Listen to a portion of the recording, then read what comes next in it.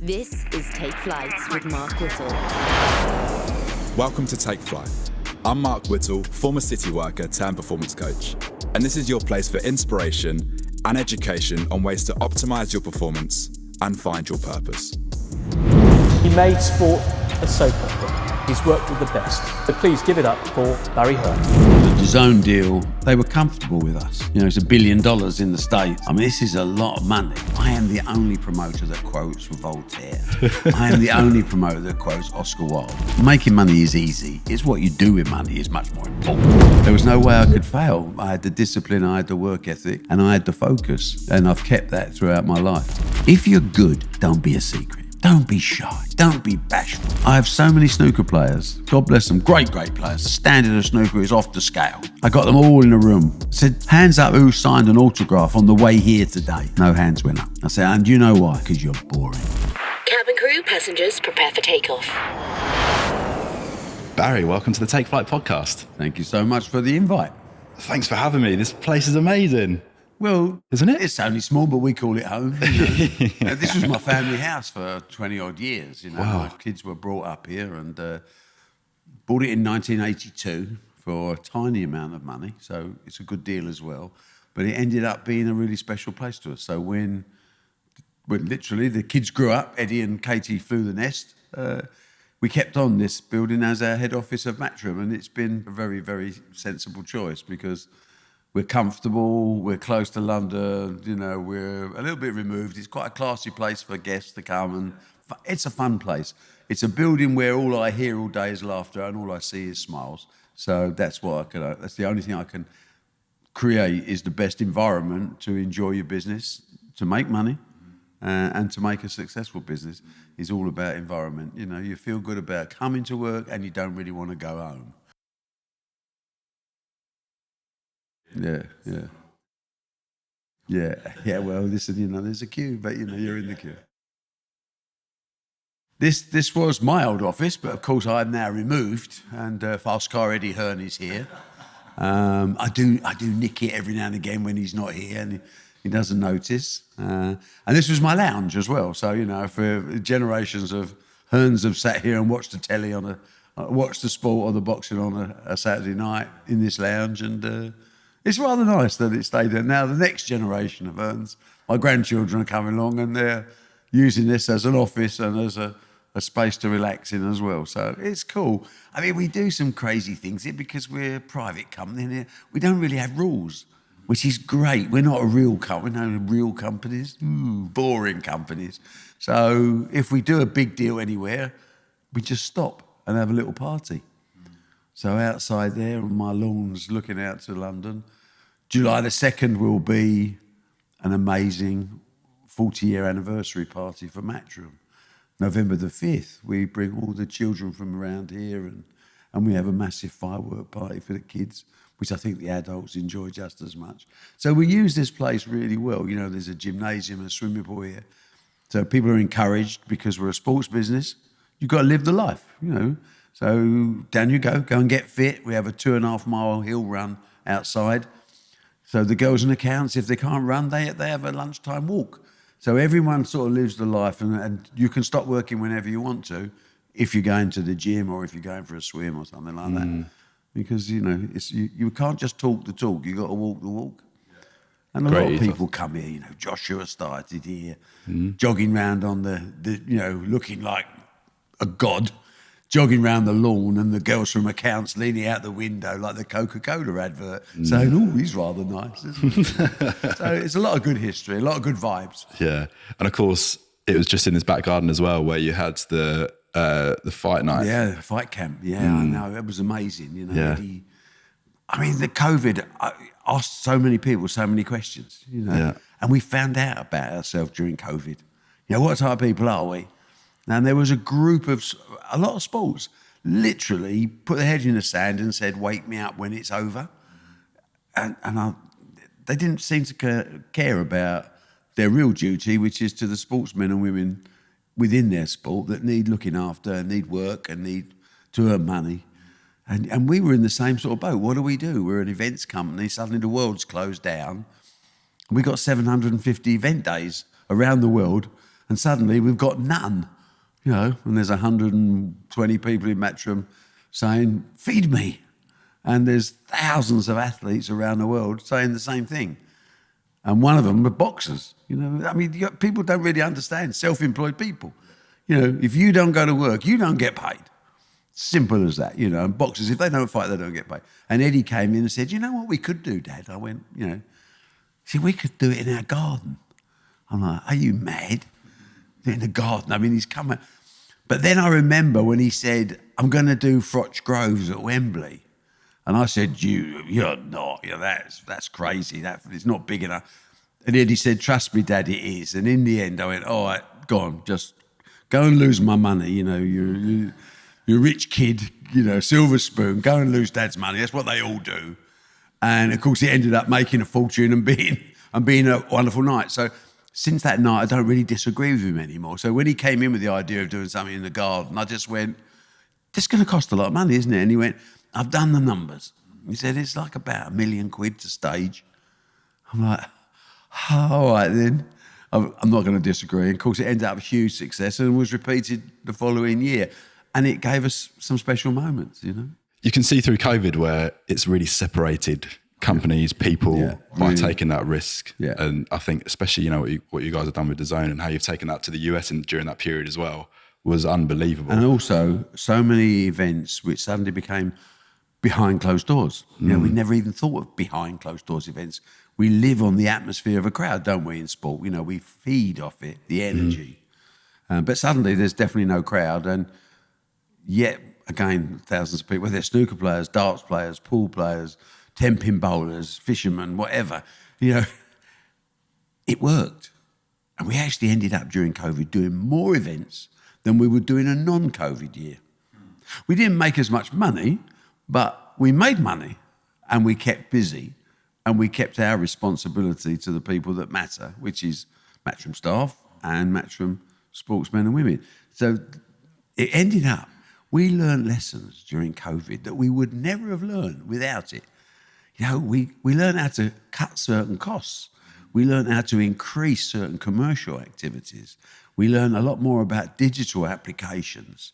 How do we do streaming? And then, of course, with the DAZN, as you quite rightly say, the DAZN move around the world, we learn more about things that you're doing, talking to the right audience, targeting yourself. You know, don't waste your time talking to old farts like me necessarily. You know, you can throw me the bone occasionally, but this is the big market. And what Eddie's done with boxing and what we've done with darts, for example, has shown that there is a market out there that's been untapped, but people haven't listened. If you don't listen to your customer, you don't get the right product. And that's what we learned during COVID. It's fantastic. And we don't realise, or maybe we do, some of us do, how habitual things are for us. And because there were so many events on by Matchroom, that's just where the consumer then starts to go. Consistently. Even when COVID, you know, moves on and people start to put their events on, we're still hooked into Matchroom and we're waiting for the next Matchroom event because that's what's happened the last 2 years. I think that's about brand awareness. I mean, we're all into that IP value, aren't we? Of, you know, what do we do with our brand? And some people, older people, a lot of older people, look on that as almost a dirty word. You know, oh, how tacky. No, it's not at all. It's in the jugular. And sport's in the jugular. And what you're trying to say is you're trying to put that message across. When you buy a ticket to a Matchroom event, you're guaranteed a certain level of quality. When you watch a Matchroom event on TV, we're going to give you the same a feel. We're going to try and make it as nearly as good as being there. You know, and after a period of over and over and over and over repetitive shows with that in mind, you do get that association with brand quality. And I think that matters to us. It's probably why Eddie sells out boxing shows better than anyone else. It's social media following. It's the fact that he's always in your face. He's always telling you, he's always working to tell you to put that message across and to put across the quality side of events. You know, the darts explosion is probably the best financial way of looking at a sport that's come out of a pub, you know, with fat blokes, pints and fags. And suddenly it's the second biggest sport on TV behind Premiership football in Holland, Germany, England. So, you know, it shows that it makes sense. But at the end of the day, you've also got to be creating a sustainable business. The key issue for COVID for me was we had operated for years as a fairly conservative, sustainable business. So we had a great balance sheet, we had great cash reserves.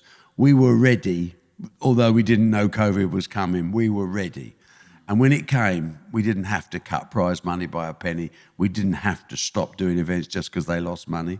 We fulfilled our obligation to people that have served us well over the years, sportsmen and women around the world. And the sustainability will mean the lessons we've learned takes our company to another level in the next 12 months because we are better for it. I mean, it sounds weird to go through something like COVID and say we're actually better for that experience, but that's the way I feel. Yeah, no, it doesn't sound strange at all. It's fantastic. So, look, thanks for having me again. It is amazing. And I spoke with your son, Eddie, for the 100th episode of this podcast. Really? Yeah. Oh, happy 100. Yeah, happy 100. 100 not out. I mean, I dream of that. Yeah, absolutely. And that's one of the reasons why I've been so excited to come meet you today, because it was great fun speaking with Eddie. Yeah, but well, he's like listening to me, really. He steals all my best lines. And then he tells me he creates them himself. I said, son, I am the only promoter that quotes Voltaire. I am the only promoter that quotes Oscar Wilde. But when I read his book, Relentless, I thought it was me, honestly. But in a way, that's really good, isn't it? Because you get eternal life like that. So you think, well, one day, instead of playing on the grass, I'm going to be under the grass.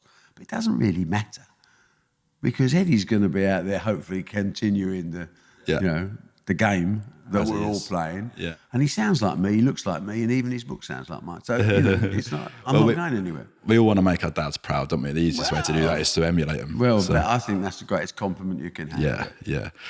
Where did it all start, Barry? I mean, there's such a long journey we can go through. But it's not a question of start. I think you fall into things. You might have an overall philosophy of where you want to go. I mean, I started off, I hate doing the sad story because it always sounds like Monty Python's sketch, but, my dad was a bus driver, my mum cleaned houses, we were on a council estate and we were skint, basically. That's what happened. So, but was I unhappy? No, not at all, Kids get used to the environment they're brought up in. As far as I was concerned, that was normal, You came in your house, you saw a neighbour sitting in the kitchen. She's just made a cup of tea because she'd run out of tea, so they're just walking. That was normal. What happened after a while is when you get towards your more informative years, you look around and you think, why haven't we got a car? Why haven't we got a garden? Why haven't we got? And then depends on the type of character you are. What reaction does that have? Some people from where I came from said, well, I'm going to go out and nick one. That's okay. Other people said, I'm going to go out and make some money and buy one. There's different philosophies, there's different roads, different journeys. And I was very much led by my mother, who was a disciplinarian and pushed me like crazy, and she'd done a fantastic job for me. I didn't realise at the time, things, when you're growing up on a council estate in the East End and she puts you into elocution lessons and then she puts you into the Amateur Dramatic Society and then the Verse Appreciation Society. What that does is it helps you to learn how to fight because everyone takes the piss out of you. But looking back on it, so many things I do now, I learned in those early days of Bertolt Brecht and William Shakespeare. And, I think it's a great legacy to my mother that it worked. So where did it start was I wanted things. After a while, I wanted things. And I thought, I'm not a genius, but I have this ability with a work ethic that people can't match, my work ethic. And everyone talks about working hard. They really don't know what it is, most of them. I do. So I wasn't going to be denied. And over a period of time, I became more and more successful. What was it that you wanted? Wealth. Simple. I wanted things.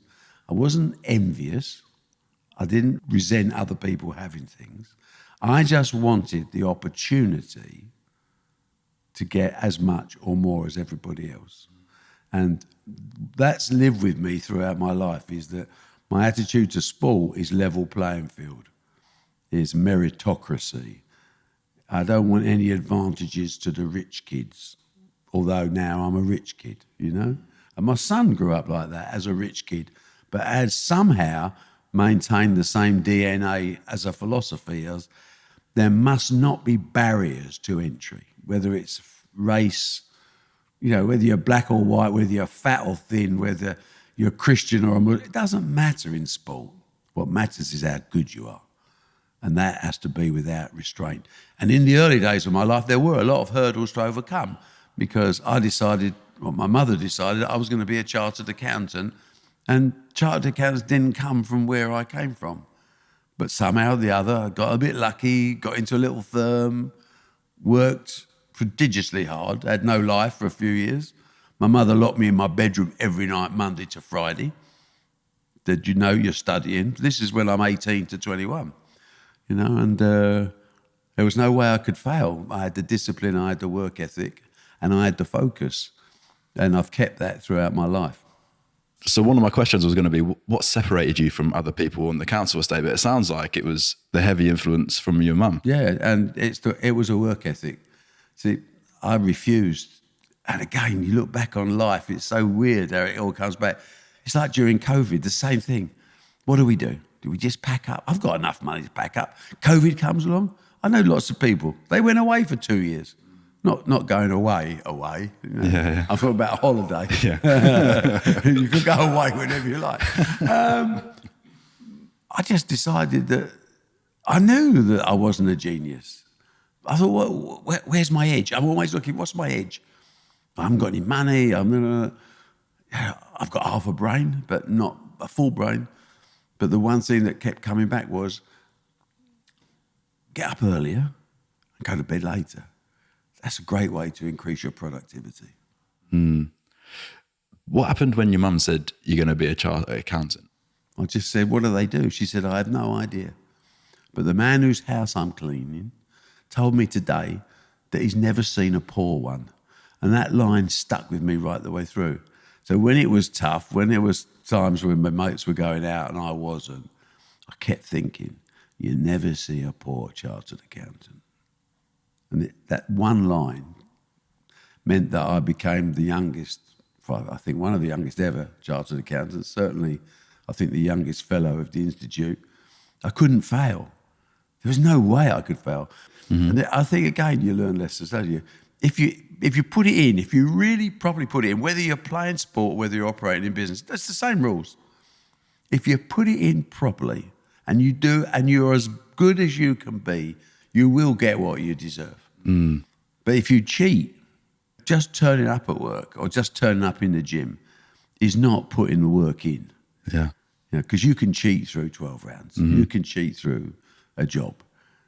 When you go the extra mile and you really deliver and you really push yourself, you'll know you're the best you can be. And I say to all the kids that come in here, whether they're dart players or snooker players, I can't help you to be a champion. I can give you the opportunity to be a champion. The rest is down to you, and you and God will decide, have you put in a performance that's the best you can put in? If you do that, whether you get sparked in the first round or beaten at the crucible, it doesn't make any difference to me.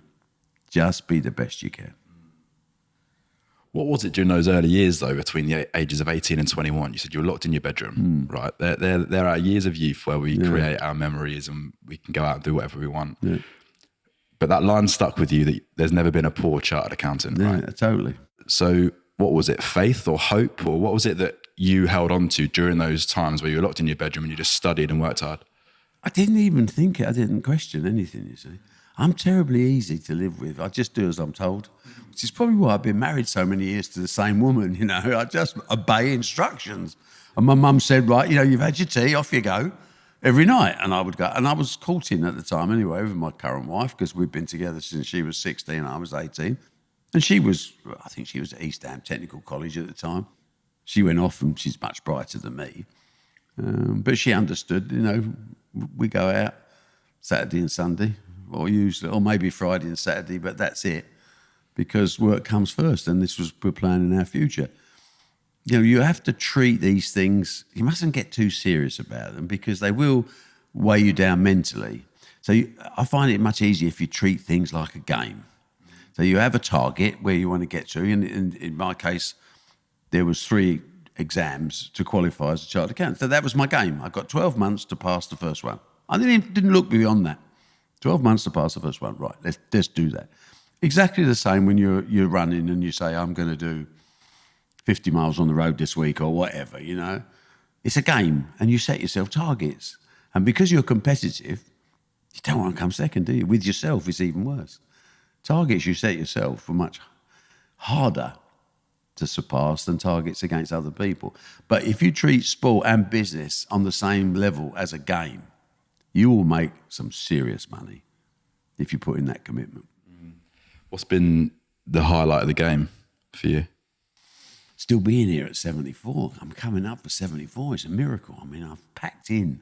I think I'm really about 116. You know, I've packed in so much. My father was very ill and died when he was 45. So, and his father before him was 44, and his one before him was 45. There was a sort of history of heart problems in our family. And my father wasn't much of an influence, to be honest. But the one thing he did say to me, he had about 6 heart attacks before he eventually died. The only thing that he really added to my life was a line when he said, just do me a favour, don't waste a second. And I always remember that, you know, because, Jesus, we only here for a little while. Now, at 70, coming up for 74, I'm loving every second because it's like super bonus time. And that stimulates you to try and keep reasonably fit, to lead a reasonable lifestyle. You know, I still like a drink, I still like my food and things like that, but I'm not in bad shape. You know, I'm still playing cricket for the over 70s. I'm still in the gym as much as I can. Subject to injury, I'm pushing myself. I push myself on everything, whether it's business or sport or life. If you don't, why are we here? I'm not here to go through the motions. And when the good Lord decides that the motions are enough, I'm quite happy to leave it to you lot to carry on with the world. I've done my bit. That's such an amazing philosophy. So it sounds a lot like opportunity was the thing that you, wanted to find for yourself, and then you've gone on to sort of offer those to other people then as well. Well, I think so, but also don't big up yourself. You know, we're all human. We all make mistakes. Nothing goes smoothly for everybody all the time, so don't expect it.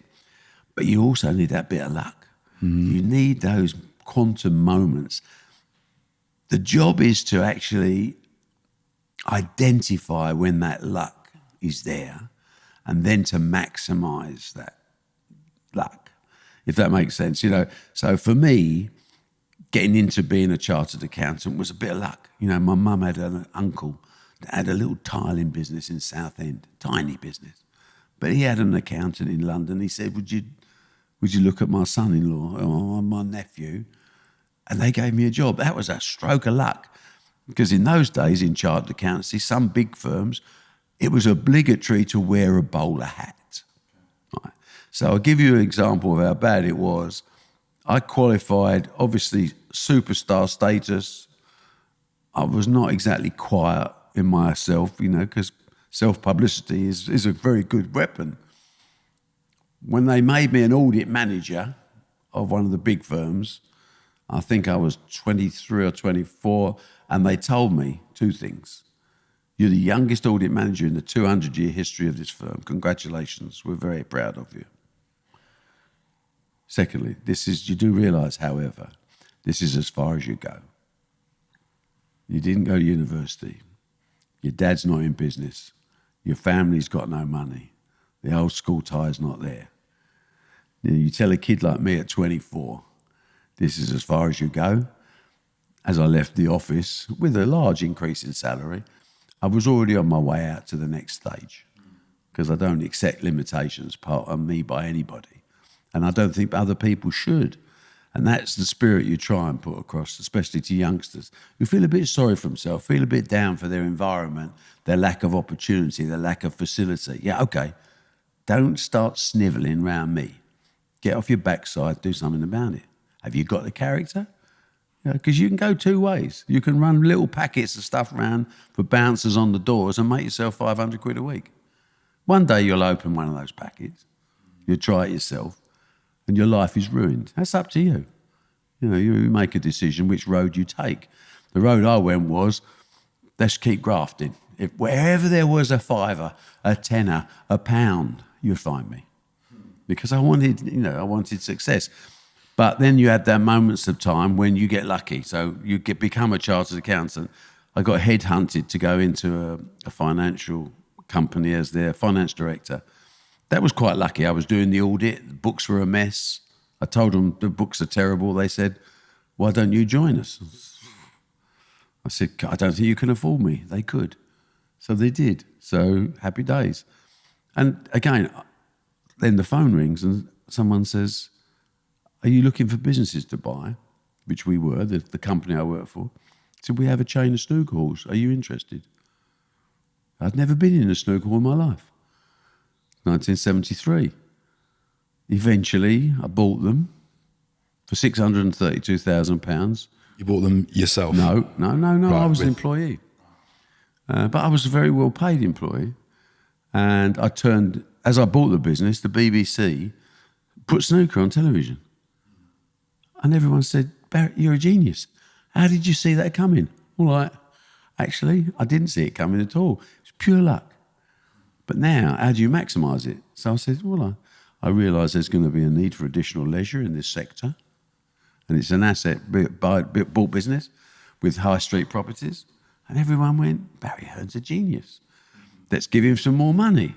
And over a period of time, the business I was working with, their other activities didn't do very well. And I saved the business, and in exchange, I got a third of the business for myself. And in 1982, I sold the business. I was 34, I was going to retire. I made, 7 figures, never a dream where I come from. I bought 3 things. I bought a forest in Scotland. I bought number 3 Grosvenor Street in the West End of London, on the corner of Bond Street. And I bought this house. They're the 3 things I spent my money on. And when my mum, who's been my inspiration, came to see this house for the first time, she stood out on the patio, looked at it like this and went, "Are you doing anything illegal?" Because she couldn't believe where we'd come from, that this was a result. And I said, "Mum, I'm a chartered accountant. We make terrible gangsters." I had read somewhere that your mum thought you were a gangster. Yeah, I know she did. And I think she did for the rest of her life. I mean, she was quite cosy about it, but she couldn't quite understand because it was beyond her dreams. And for her children to achieve that, the sadness is that, I'm sure with other people as well, the parents don't see the blessings of it, which is a shame. But the snooker business was a major breakthrough. And then all of a sudden, one day, this little ginger kid walked in. And the manager upstairs said, "You should come up and have a look at this kid. We've got a kid up here who can play." I said, my office was underneath the billiard hall. He said, "No, he's good." I went up there, it was Steve Davis. And we became friends. He's my best friend now, nearly 50 years. And we changed the world of snooker and we made a load of money. And then I lost a load of money because I started seeing the future a little bit earlier than most. I saw sports television would come into this country at one time. Youngsters today don't realise how little sport there was on television in those days.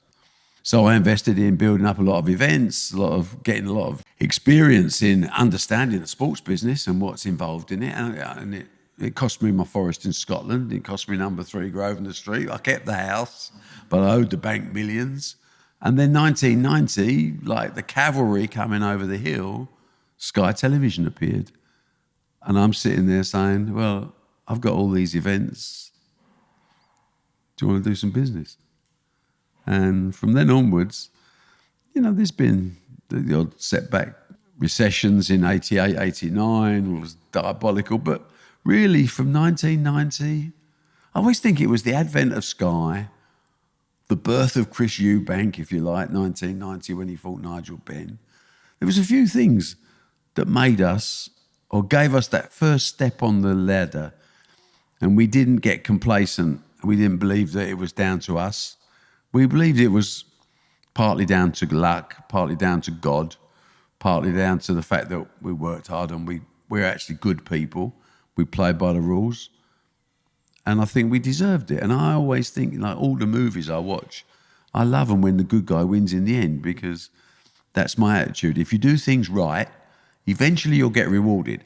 Don't look at this. There's plenty of people you can look around this world and say speculators, get rich quick. I call them fur coat, no knickers. You know, they look nice walking down the street, but underneath there's nothing there, you know, because they've got no substance. And that means they don't survive. And over a period of time, they'll have and you'll see loads of them in your lifetime. As you grow up and you watch around, God, people go, oh, he's doing well. Yeah. What's he going to be doing in 5 years, in 10 years? What's his legacy going to be? What's he going to build? And that's the issue where most people fall short of. Yeah, I think that's understanding who you are. Whole deeper topic, but when you understand who you are, you've got the substance. I've heard you talk about how you believe life is fated to a certain degree. You've mentioned God a couple of times already. You mentioned luck. But do you believe this path, this life for you was fated? It's very difficult. You know, you can't really talk religion because it's such a big subject. But you believe in a way of life. Now, whether that's religion or not, you know, I'm not going to say when I die, I expect to actually go to the pearly gates and actually see this guy with grey hair saying, I'm God, welcome. I'm not going to go that far. But I think there are rules of life that you live by that have religious connotations. And it's called right or wrong, you know. Most of it I call common sense as well. You do feel better about yourself when you do good things. And we've all done bad things. There's skeletons in everyone's cupboard, you know. It's impossible there not to be. But you can't change the past, but you can learn from it and you can adjust yourself into the future. And you can aim to be a better person. But being a better person is also being a better business person as well as a physical person. We can only help.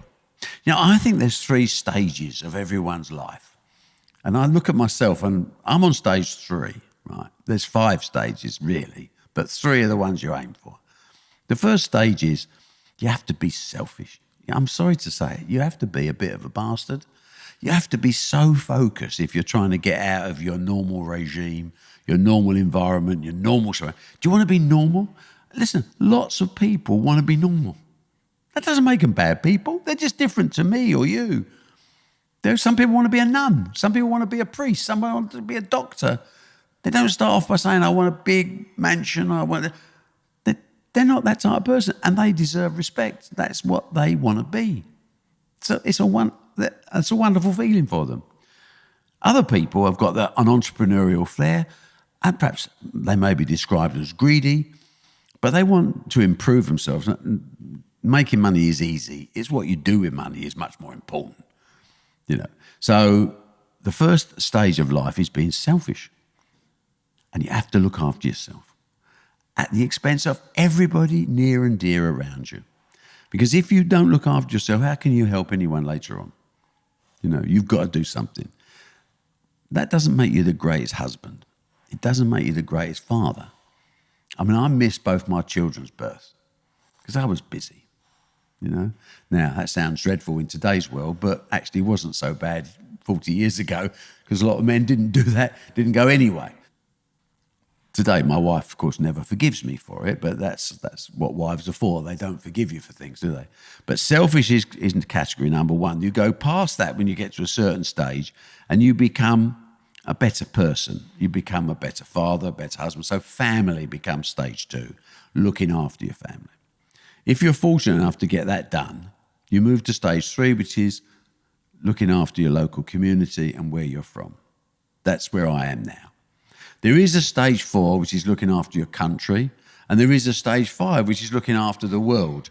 But apart from George Soros, Bill Gates, and a few others, very few people can make a meaningful contribution to the world. So I'm focusing now on something direct to me, where I came from, where I operate, and via our family foundation and things like that, we can do some good in those places. And that makes me feel better. And whether people like it or not, it's not something I advertise, it's not something I promote. I just like it. And if I like it, I don't really give a shit what anyone else feels. You're on stage 4, aren't you, really? I'm stage 3. You think you're stage 3? I think I'm stage 3. I won't get too political, because politics and religion don't mix, but I get so frustrated when I see rich kids, and I call rich kids because I always call rich kids It's funny because I've had a rich kid who's turned out to be a great kid, right? But when I see rich kids, I translate that into rich politicians or politicians with favoured backgrounds. And although my politics are to the right of Genghis Khan, there's a lot of my politics that's to the left of Hearn OBE. The whole principle of levelling up, which is a phrase I hear all the time, frustrates me because the people using that phrase have no idea what levelling up is. So there's an awfully big job to be done in our own country of getting people out of poverty, which is something that offends me because we talk about levelling up. It's impossible. We can start to think a little bit better about helping others. And that's where stage 3 is. Yeah, well, at least you've been recognised by your country, at least with the OBE. So yeah, congratulations. Thank you. That was a wonderful day, I looked at it as an honour. Simple as that, I loved it. And I took my wife there and Prince Charles gave me it and said, well done. And I said, thanks, mate. It was a great day. Well, you're a bit of a national treasure, so it's the least you deserve. Yeah, well, listen, thank you for that. And the national treasure bit sounds like I should be in a museum and there's still more life left in me yet, young man. Of course. So, This episode is brought to you by Hux. Hux is a health company created to inspire you to find your daily edge. I've been trying Hux for the last few months, and it's become my trusted health supplement of choice. And I love that its range of products can, and for me should be used every day from wake until sleep. Hux consists of high quality potent supplements across 4 categories. Their superfood blend provides you with 17 superfoods, including vitamin A, B, C and D, and a hit of plant protein. The hydration tablets hydrate you quickly in unbelievably good flavours. Nootropics support those focus periods and long-term brain health. And finally, Hux's sleep products with award-winning ingredients like Levagin to support your recovery through deeper, more restorative sleep. I've been using superfood and hydration for the last few months and have noticed a drastic improvement in sustained energy and my sleep. In fact, having met the team, tried the products and seen the vision, I decided to become an early stage investor myself, and I'm so excited to be a part of this journey. You'll be seeing loads more from Hux, and I can't wait to see and hear from people being supported by the products. To get involved, visit huxhealth.com or @huxhealth on all socials and use the code TF20 for 20% off all products, including their subscription. Thanks, guys. I hope you enjoy.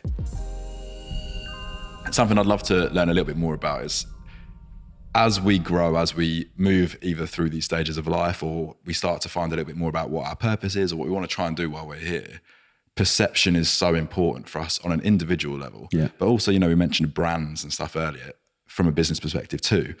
But you've changed the perception of entire sports. So perhaps with your expertise and understanding around that, how can anybody go about shifting the perception of themselves if they're trying to take on something new? well, there are different techniques to achieve everything and they won't all work for different people. Some people are better at certain things than others. With me, if I look into just my own case, I had a situation where, okay, I've arrived on the scene, young, qualified chartered accountant in a big operation. So my first thing was, and I think this goes into business life as well, how do I get noticed? Now, when you're owning your own business, when you have the ability to make the final decision, it's a lot easier because you'll be judged on profit and loss accounts, on balance sheets.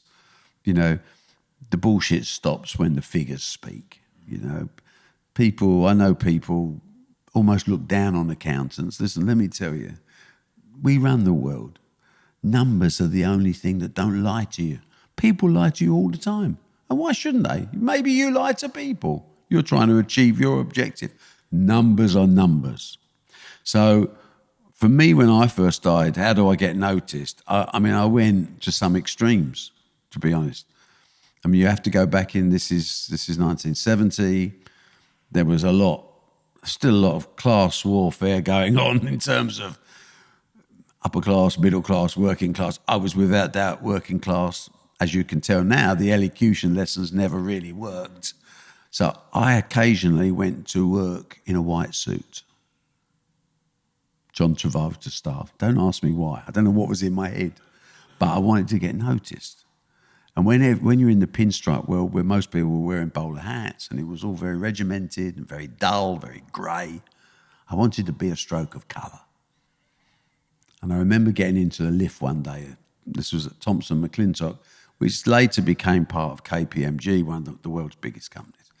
I'm in the lift and Alan McClintock himself gets in the lift, who is 6'7", has those little half-rimmed glasses on.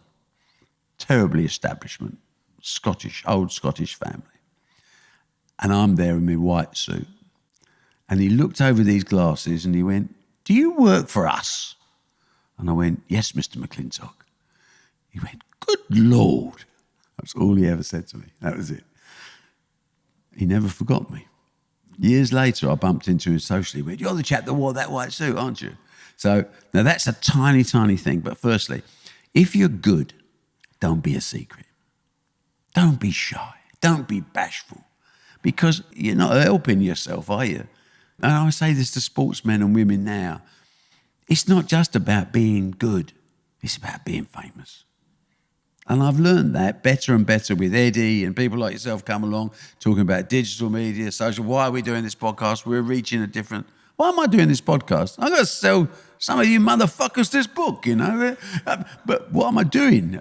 If I just kept quiet and lived at the end of the street in my borough, no one would notice. So the white suit, and then it followed up, you know, I made a little bit of money and bought myself this horrendously flashed sports car, parked it outside the front. People start talking about you. Now, that's okay being talked about and that's okay being aware, being famous. You then got to deliver. Again in sport, isn't it? Look at fighters, look at what we call personalities. They get chances that great players don't get because of their personality, because they sell tickets, they draw attention, they get sponsors. So life's not fair. Listen, don't come into me and going, "I'm really good and I can't find a sponsor." Look at yourself. What are you doing to sell yourself?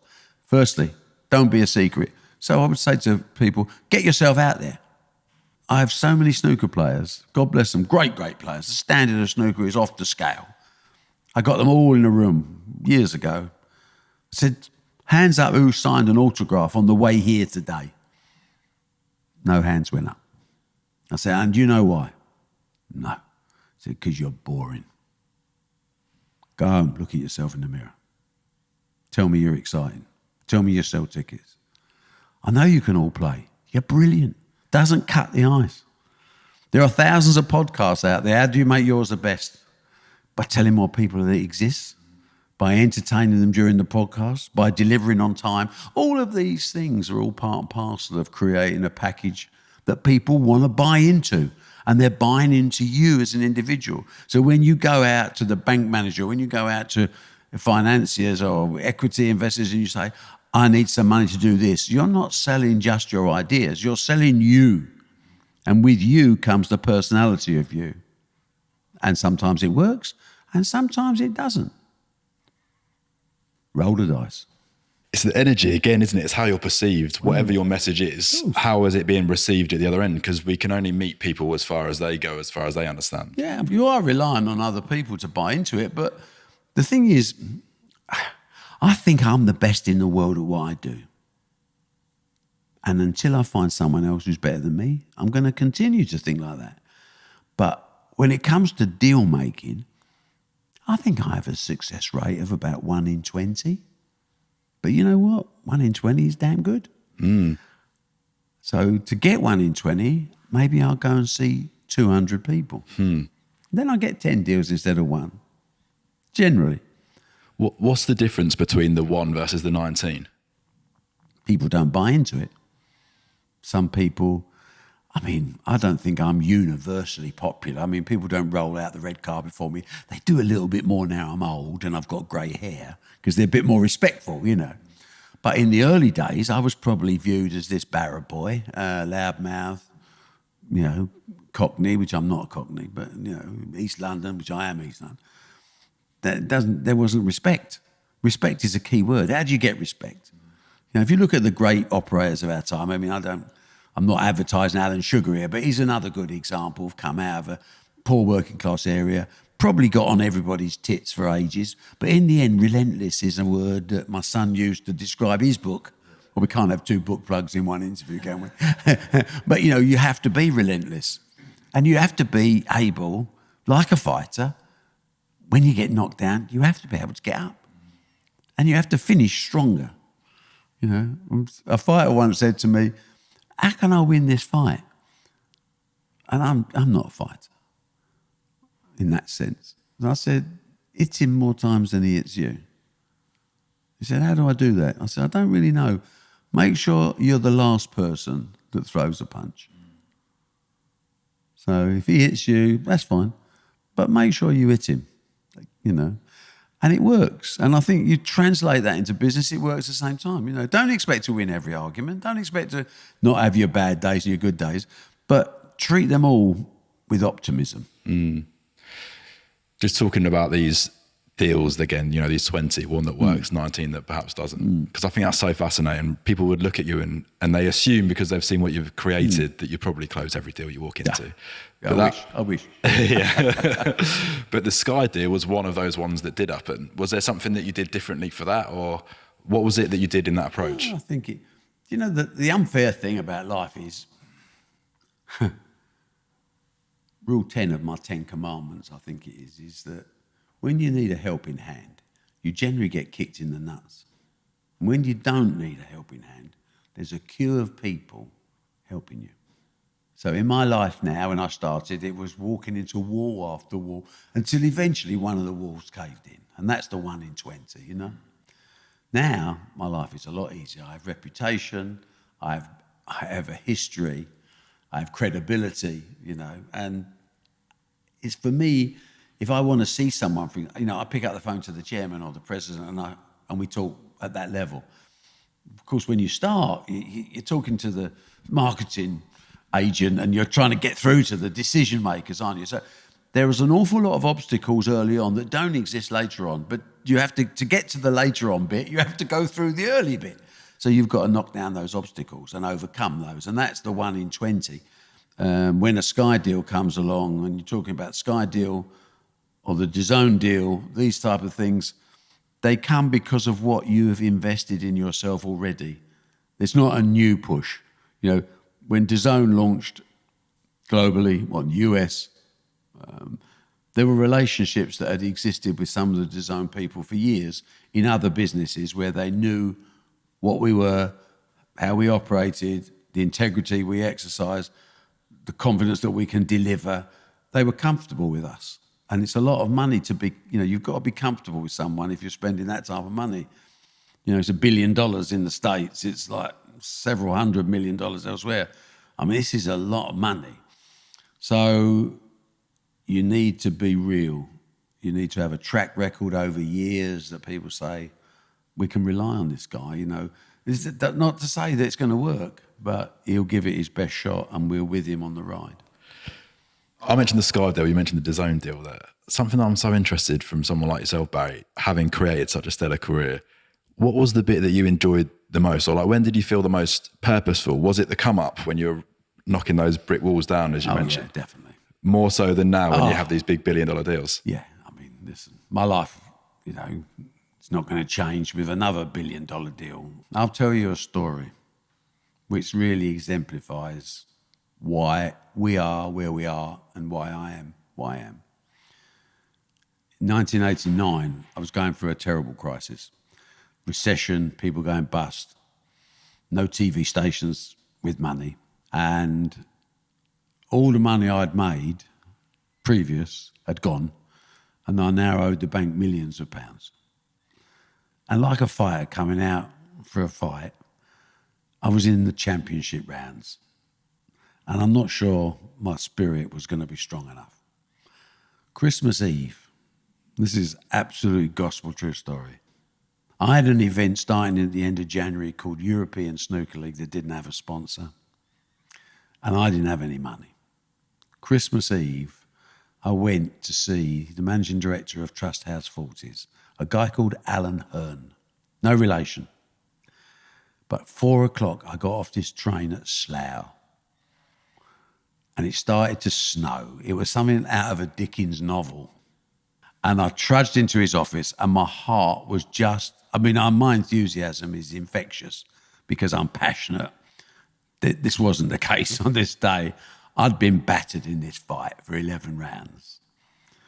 And I was thinking, I don't even really want to do the 12th round. I made the worst pitch ever because my heart wasn't in it.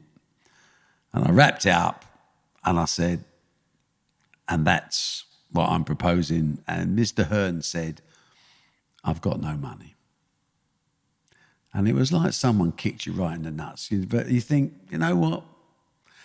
We've all got a little bit of ego. Let's go. We're not going to cry about it. We're just going to get on with it. So I said, Mr. Hearn, I appreciate your time and I hope you and your family have a lovely Christmas. And I turned to leave. And as I turned to leave, he said, but I do have hotel rooms. I said, what does that mean? I have hotel rooms. He said, you want £300,000, don't you? I said, yes. He said, no, I've got no money. I said, you've told me that. He said, but I've got £300,000 of hotel rooms instead. We shook hands on the deal. By the time I walked back to Slough Station, I'd sold those 300 grand to friends of mine in the travel business at a 40% discount. And I got 180 grand in cash. And that 180 grand saved my business. And that was, when he said I got no money, my first thought went through my head is, I'm still a chartered accountant, I can get a job, and I can feed my family. And from that moment on, this company has never lost a penny, has escalating profits year on year since that day. I love stories like that because you never know where it's going to come from, do you? You never know. You would never have Do you know, assumed hotel I rooms. bumped into this guy years later in a restaurant in Portugal. Unbelievable. I was playing golf. Jesus, you know. And I went over and I told him that story. And he didn't believe me. I said, you saved my business. He went, Barry. He says, look, I read about it. Look at the size of your business now. He says, you know, you're the biggest sports promotion company in the world. I said, I'm telling you the truth. And there's a bottle of champagne coming over to you, and it's a decent one. And I want to say thank you. And that was it. Last time I saw it. Amazing. You had the chance to say thank you as well. Yeah, it's nice. What do you think the tipping point was? I mean, obviously that was the business being saved financially. Yeah, that was the bit of luck, really. I mean, that came in because it was a good deal for him as well, you know. But for me, at those days, Trust House 40 had Sandy Lane in Barbados, Georges Cinq in Paris, Plaza Athénée in New York, the Waldorf in London. So these hotel rooms were much in demand. So I knew I couldn't lose. I gave my friends a massive 40% discount. They couldn't. But sometimes you do a deal to close a deal. You see, the art of a deal is not just doing the deal. Lots of people can come up with a deal. It's closing, it's getting paid, getting the money in the bank, you know, and there's an awful lot of talk. Again, there is the fur coat, no knickers brigade out there. They'll talk and talk and talk. And I find now, as I'm getting older, that I put people on the clock a lot quicker. Whereas I used to listen and say, yeah, I'll come back to you, I'll come back to you. Now it's like, look, let's fix a date. We're all men. If we haven't closed and you haven't paid by that date, we all agree there's no deal happening. Because if they want it, they'll close. So you've got to put pressure at the right time. It's kind of like what you said before, you know, you can be given the opportunity, you can have the perception to even find the opportunity, but you still got to go out and do the work. Yeah, you still got to go and have the fight. Of course. Barry, what's something that people wouldn't know about you? They don't know I've got 2 tattoos. You got 2 tattoos? Yeah. What are your tattoos? Okay, I'm going to share it with you, right? So this is a scoop. So I've always wanted a tattoo. I don't know why. Although I'm a chartered accountant, although I'm fairly respected, there's a little bit of madness in all of us, isn't there? And for years, I've kept saying to myself, I really fancy a tattoo. And I'm in Vegas about 8 years ago, and I'm at the Mandalay Bay, and there's a tattoo parlour on the ground floor. And I look in the mirror, as I often do, apart from appreciate how gorgeous I am. I talk to myself a lot in the mirror because I find that's the best way of getting the truth. It's a very good tip for business people, by the way. Just go into a room on your own, have a conversation. After all, it's embarrassing first off, but once you do it over and over and over again, you are literally talking to somebody else. But you know they're going to talk the truth. Anyway, that's another story. So I look in the mirror and say, what are you doing? You've always wanted to go down and get one. Don't talk about it. I hate people that talk about things and never do it. You know, even if it's a mistake, do it. Do something. So I went downstairs, saw Alphonse or whatever his name was, and said, I want a tattoo. He said, what do you want? I said, I want something there on my arm. And it has to be a heart with flames coming out of it. And it has to have family underneath. And he said, why is that? I said, because every morning I wake up, I kiss my family, I go to work. So he did me this tattoo. I came home, my wife was apoplectic. That is disgusting. Eddie said, that's the worst tattoo I've ever seen. And Katie, my daughter, said, Dad, you're so cool. I said, that's what I wanted. And then I waited about 5 years and it all sort of died down. So I had another one, exactly the same motto on this arm. And it just says the other thing. There's two things in my world that mean more to me than anything. One is my family and second is my life. I was going to ask someone else, but you spoke about speaking in the mirror, and I find that really fascinating. What's the biggest thing you've learned about yourself through the process of speaking in the mirror? I trust people too much. I trust people. And people let you down more than numbers. And that's the sadness. I'm also very unforgiving. Do you continue to trust people even though you learn that about yourself? Yes, because I don't want to be cynical and bitter, as a lot of people are in this world. But as I say, when someone lets me down, they have one opportunity. That's it for life. Because I hate myself for trusting them in the first place. But I will never stop trusting people, because every now and again you find people that don't let you down, and that makes that sacrifice worth it. And how do you respond to the negativity, or call it a failure, or when you've trusted someone and it's not worked out? I talk to myself in the mirror and say, what were you doing? Oi, you. What were you thinking about? You know he's a dog. You saw it, blah, blah, blah, blah, blah, and so on. I go, yeah, but I don't want to be a bitter old man. I'd rather be trusted. Listen, you get to a certain stage. I know I was more bitter about disappointment when I was younger. Now I'm like, it doesn't hurt me. I don't know whether I've developed hard skin, it's possible, or whether my life is so complete and so sweet that I won't let anything hurt me anyway. So perhaps I don't expect as much as I used to. And I was probably wrong to expect that when I was younger, because people have got their own agendas and they may not be mine. So, as you get a little, I'm getting soft, as I get older. I think I'm definitely getting soft. We do the same 3 questions at the end of every episode, quick fire questions. The first of these 3 is there something that you're particularly excited about that you either come across or discovered recently? I think I've identified the next sport that I'm going to really get involved in. I've been involved in it for some time, which is American pool, 9-ball pool. I like the numbers, I like the demographics, I like the global reach. I like the fact that no one else is in it. I like the fact I can dominate. I like the fact it doesn't cost me a fortune, but the upside is huge. I look at risk-reward ratios all the time in business. The percentages, as I'm a numbers man, are in my favour. I'm going to make a big push on 9-ball pool, and I'm excited. I think I can do the same job on that in the next 5 years as I've done on darts. So watch this space. Brilliant. No, that's very exciting. Amazing. The second of these is one habit you would encourage all listeners to implement into their life. One habit. I'm going to go back and say the talking in the mirror thing, because, everyone says, you don't do that. I don't do it every day. Of course you don't. But who would you trust to take a bullet for you? It was funny. I was recently away with my grandchildren, and one of the kids is 5 years old, and he's super smart. He's 5. But he's super smart in the ways of the world. And someone asked this kid, if all your family was drowning, he's 5. If all your family was drowning, who would you save if you could only save one person?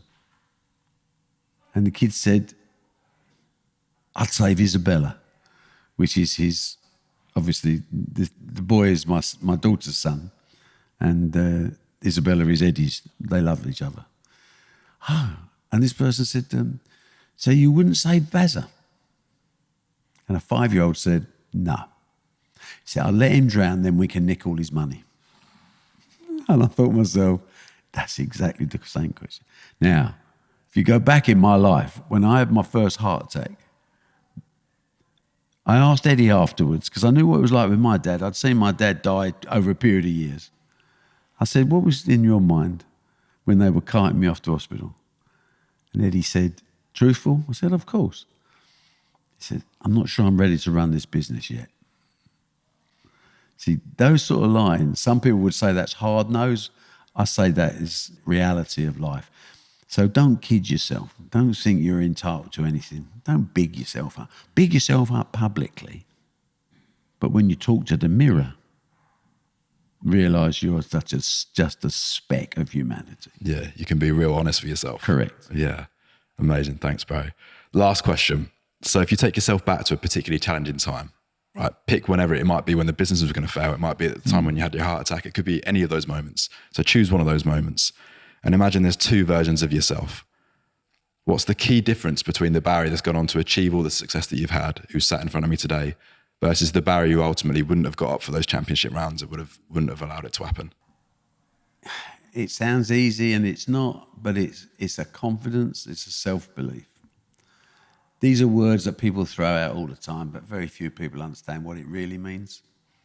When you're in pressure situations and you find out about yourself, you know, you look at what people are going through today in the world, pressure situations. We talk about pressure.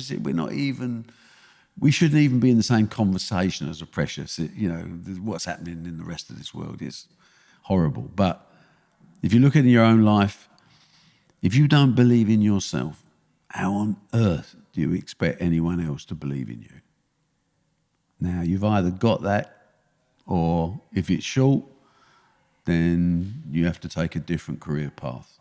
There are different ways, as I said earlier. Different people have different aspirations. But if you don't believe in yourself and your own ability, then you really have a serious problem. I have a blind belief, which is actually quite dangerous sometimes, because I think I'm great at absolutely everything, but clearly I'm not, really. I would never go backwards. I'd only ever go forwards. And sometimes that's not the right move, like in a boxing fight. Life is quite similar to that, you know. You have to be prepared to take a shot, to land a shot. You have to really believe in yourself that you will get off the floor if necessary to achieve your objectives. And when the bell goes for that final round, you've got to feel as if it's the first round, not the last. And then you will be the victor. Barry, thanks so much. It's been an absolute pleasure. I really, really appreciate it. Enjoyed it. Thank you for your time. Thanks a lot. Cheers. You have reached your destination. Hey, it's Mark Whittle. Thanks so much for watching or listening. It's so great to have you a part of the Take Flight movement. Subscribe to the podcast on all platforms, video and audio, to be the first to see new episodes and new conversations with the greatest minds in the world. Follow me at markwhittle_TF on all social platforms. And visit takeflightworld.com to join our growing community of hustlers, performers, and go-getters. I can't wait to see you next time. Until then, stay positive, stay motivated, and of course, take flight.